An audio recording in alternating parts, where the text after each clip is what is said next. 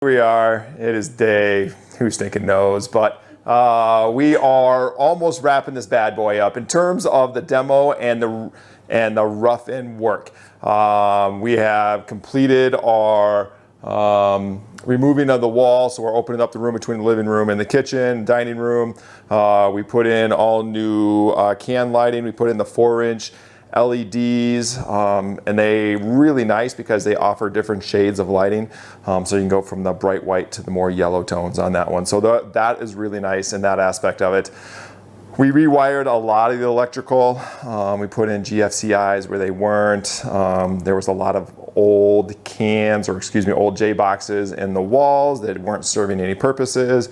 So we took out those old wires and cleaned those up. We re-insulated a bunch of stuff, ran gas lines, ran plumbing, so we are in really good shape right now.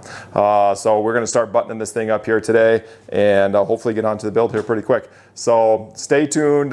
This has been fun for me, not so fun for Amy, and we'll see how all of this turns out.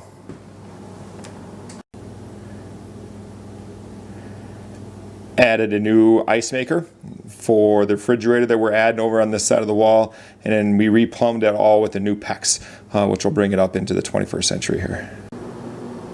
Over here where the stove is at, we added a pot filler again, all the new PEX, sealing up penetrations between the floor, and we're really doing a lot to make this house much safer in the future here. New gas line for the cooktop.